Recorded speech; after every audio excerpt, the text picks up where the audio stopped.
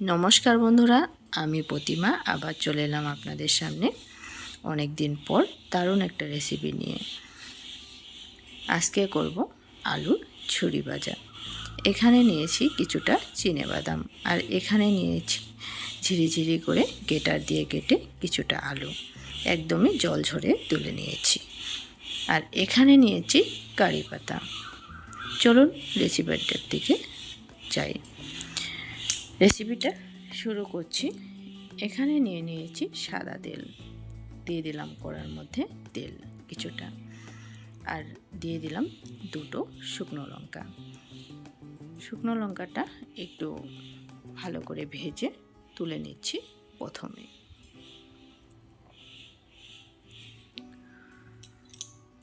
আজকে যারা আমার ভিডিও নতুন দেখছেন, নতুন বন্ধুদেরকে বলছি, ভিডিও ভালো লাগলে অবশ্যই লাইক, কমেন্ট, শেয়ার করবেন, সাথে সাথে চ্যানেলটাও সাবস্ক্রাইব করে নেবেন।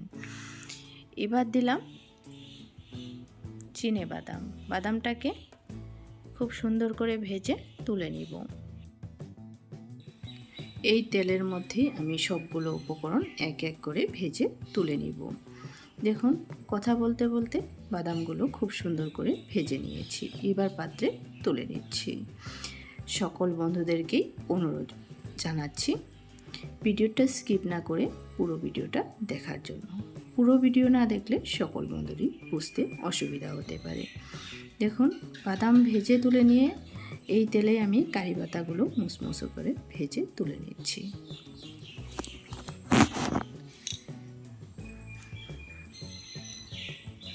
কারি পাতা ভেজে তুলে নিয়ে এর মধ্যে আমি আলুগুলো অল্প অল্প করে দিয়ে ভেজে তুলে নিব।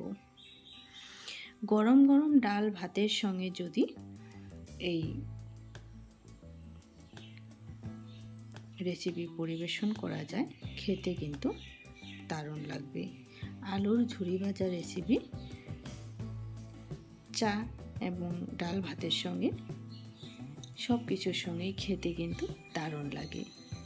দেখুন, আলুগুলো আমি একটু একটু করে ভেজে তুলে নিচ্ছি। আলু কিন্তু খুব সুন্দর মুসমুসে হয়েছে। দেখুন, অল্প অল্প করে দিয়ে আমি এইভাবে ভেজে তুলে নিচ্ছি।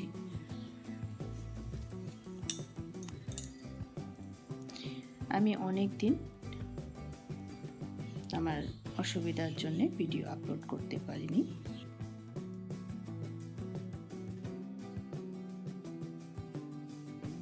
সকল বন্ধুরা সঙ্গে থাকুন, পাশে থাকুন, দেখতে থাকুন আমি রেসিপিটা কিভাবে করি। দেখুন, সবগুলো আলু আমি ভেজে তুলে নিলাম। দেখুন কতটা সুন্দর দেখাচ্ছে। এবার এইগুলোকে মিশিয়ে নিব।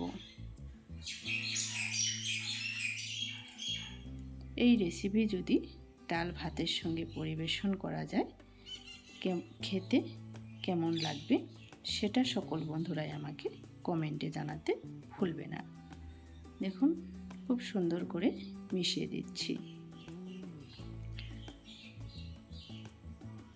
খুব সুন্দর কিন্তু মুসমুসে হয়েছে ভাজিগুলো। অবশ্যই একবার এভাবে ট্রাই করবেন। আশা করছি আমার সঙ্গে থাকা সকল বন্ধুদেরই খুব ভালো লাগবে। আমি দেখাচ্ছি কতটা সুন্দর হয়েছে। দেখুন, খুব সুন্দর মুসমুসে। এতটা সময় আমার সঙ্গে থাকার জন্যে সকল বন্ধুদেরকেই অনেক অনেক ভালোবাসা ও ধন্যবাদ জানাই। আজকের ভিডিও আমি এখানেই শেষ করব। পরবর্তী আবার দেখা হবে নতুন নতুন ভিডিওর সঙ্গে। সুস্থ থাকবেন, ভালো থাকবেন।